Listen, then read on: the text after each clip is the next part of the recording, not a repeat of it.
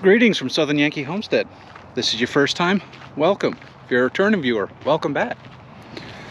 Well, the weather is getting ready to turn here. If you didn't know, we're in southeastern Virginia. The climate is pretty temperate around here, but on occasion we do have more northerly temperatures. By northerly, I mean tomorrow the high is supposed to be 31. The lows tomorrow night are going to be into the teens. That's Fahrenheit. For Celsius, it's going to be, well, you're not going to have a temperature in Celsius. It's going to be 0. And the low is going to be somewhere near, damn, it's cold. So, we got to get the homestead ready. We're going to start with, we got to get the home ready. Now, in Virginia, in case you didn't know, a lot of homes are built on crawl spaces. If you don't know what a crawl space is, it's kind of like a basement that's useless. Well, our house is built on a crawl space. You can tell by the vents. That's the first thing we're going to do. We're going to walk around the house and verify all the vents are closed. Some houses in this area, like my sister's, is built on a slab. But even with that, you got to make sure that your slab, all your rooms, have heat in them. Because with temperatures like we're about to see here in the next couple days, and over the next couple days, even an insulated house, if there's a room without heat, it is going to freeze up. My sister's bathroom is one of them. She runs a little space heater in there on the really cold days because there's no vent that goes in there. Now, another thing that you have to pay attention to, sorry, bad lighting. If you do have a crawl space, blocking off airflow is your first step. That will prevent the cold air from creeping in as badly. It can still creep in, but with our warm ground here, it should stay pretty well unfrozen. My old house in Norfolk, I had the problem one time. It did freeze up, or it started to freeze up. I got up in the morning, I turned the faucet on and only had a little trickle of water coming out. Because in this area, when they plumb houses, they just staple the plumbing right to the joists in the floor, so they're completely exposed, no insulation whatsoever. Our house was built for northern climates by Clayton Homes, so it is rated for weather a lot colder than this. But with that, in the event, ooh, really bad lighting. But with that, in the event that it does freeze up, I had to troll around in my shed because I needed to grab this. This is a halogen light. If you've never used one of these in a garage before, they put out a lot of heat. In the event the pipe freezes up, first thing I'm going to do is not call a plumber. I'm going to go plug this in with an extension cord under the house and start heating the crawl space. You can do that with an incandescent light as well. I say incandescent, you're going to have to look to find one, something in the 60 watt range or above. A LED light, or a compact fluorescent, or a fluorescent, or any number of those lifetime light bulbs that they sell you at the stores now are not going to work. You need an incandescent light bulb. If it burns you when you touch it, that's the type you want. So with that, let's see what else. I need to go grab the tractor keys. Now, most of what I own is diesel. The Jeep, diesel. The truck, diesel. The Samurai, hopefully diesel someday. It's still in the camper. We, haven't taken it out since October. And the tractor is diesel as well. So diesel in this area is not cold weather diesel. It's rated to about 32 degrees Fahrenheit. Again, that's no temperature in Celsius, or 0.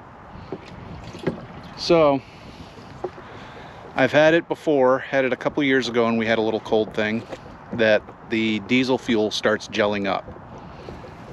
So, what I'm doing is just adding some anti-gel.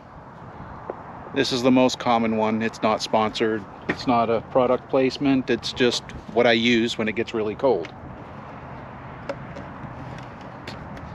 I put some of that in the tank so the diesel don't gel. Am I going to use the tractor tomorrow? I don't know. But if I want to use the tractor tomorrow, I got to have something in there. Now the unfortunate thing is, about 4 days ago, I filled up the tractor with diesel.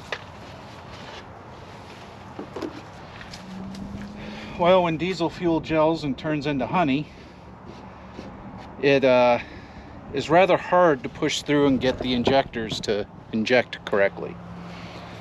So, add the anti-gel. Now, am I going to run the tractor tomorrow? I don't know. Maybe.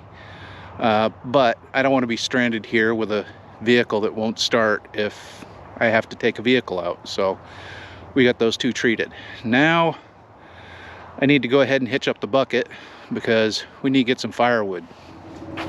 Now then, part of the reason why I fired up the tractor is because just adding anti-gel to the diesel will not guarantee that it won't gel up. You actually have to run it. If you don't run it, then you don't have any of that stuff in your fuel lines, so it can still gel up. And realistically, depending on how cold it gets, it will still gel up too. It's guaranteed to gel up if you don't run it.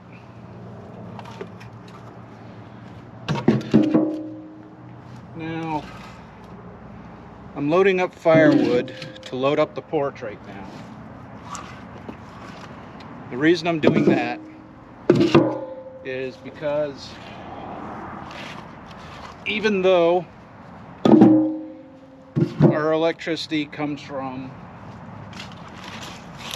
2 coal plants and a nuclear power station, more modern, I'm sure some of you remember last year in Texas they had a slight issue when it got real cold. Well, in the event we lose power, we have a wood stove. In the event we don't lose power, we still have a wood stove. Fireplace, correction. So, given that we have a fireplace and we have ready access to wood, why wouldn't we burn it? Save some electricity and have a backup heat source in case the worst happens. And I'm not saying the worst is going to happen. If it does, I'll be sure to attach it to this video whenever I get this video out.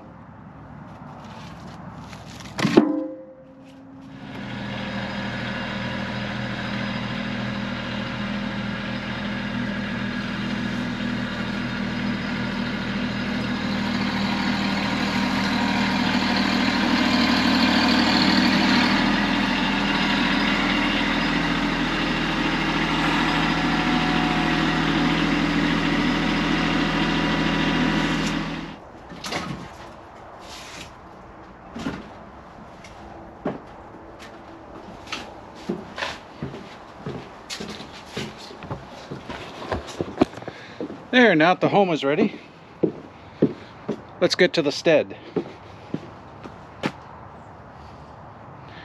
Yeah, let's move the tractor first. Now then, our coops are designed for cool weather, not necessarily cold. So something we're going to have to pay attention to tomorrow is the water. The water is presently in that big container there and feeds into the PVC you see underneath. It's an auto feeder, or auto water, sorry, through a float valve. Well, our coop has ventilation here and on the other side on both eaves, but the whole bottom part doesn't. So one of the big things we have with this is, oh, we got 3 eggs already. Deep bedding. I know it's hard to see, but there's a lot of material in there.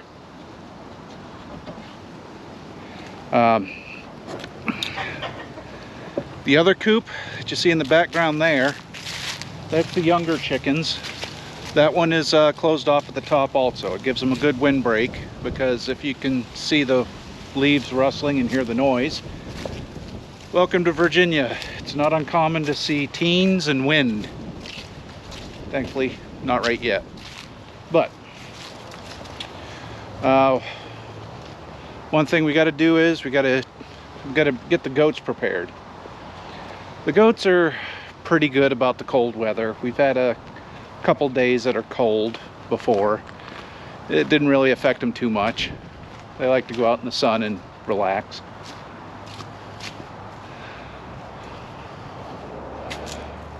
But one additional thing we do is we do the deep bedding system.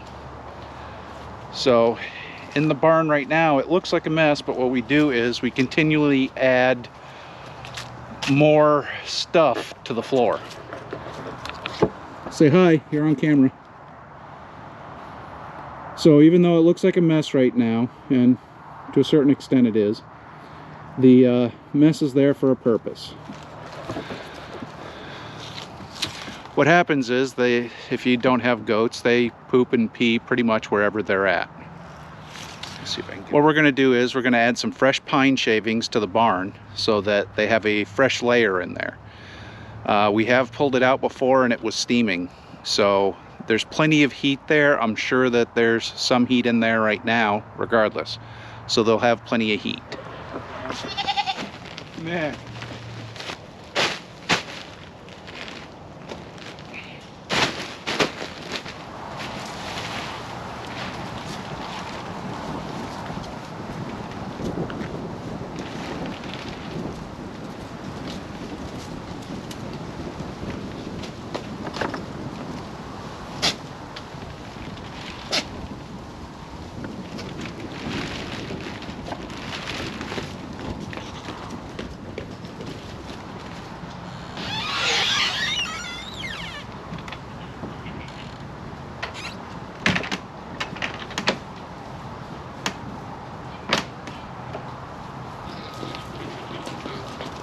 Yeah, Bella's in heat.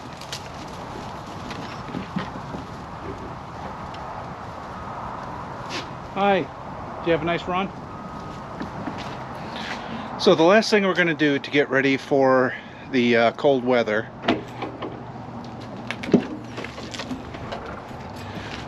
picked up some black oil sunflower seeds. Now these are going to get fed to all of our animals. So tonight we're going to give some to the chickens here in a little bit. And also when we put the goats in tonight, we're going to feed it to them. It adds a little bit more fat and a little bit more heat to their digestive tract. I think Lionel's horny.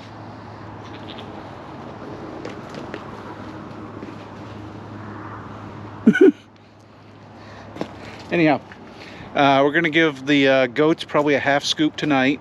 I'll show you the scoop in a second. And we'll give the chickens a half scoop between the 2 flocks. Probably here soon, actually.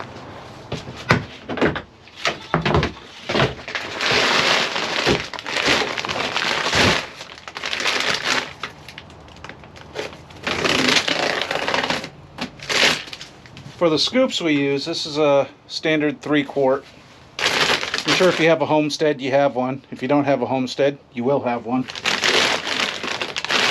Just gonna load her up and go feed the clucks. Yeah, we got one that's an escape artist.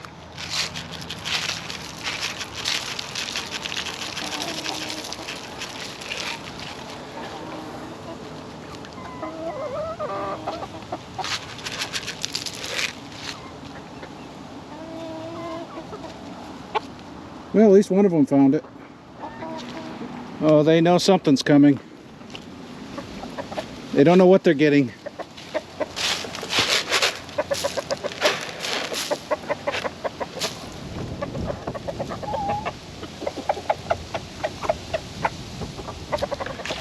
In the morning, I'll go ahead and give them a little bit more of this. I'll mix their grain tomorrow so that when I spread their grain, I'll put 2 or 3 handfuls of the sunflower seeds in there, and they'll be good to go. Other than that, I think we're pretty well set for the cold snap.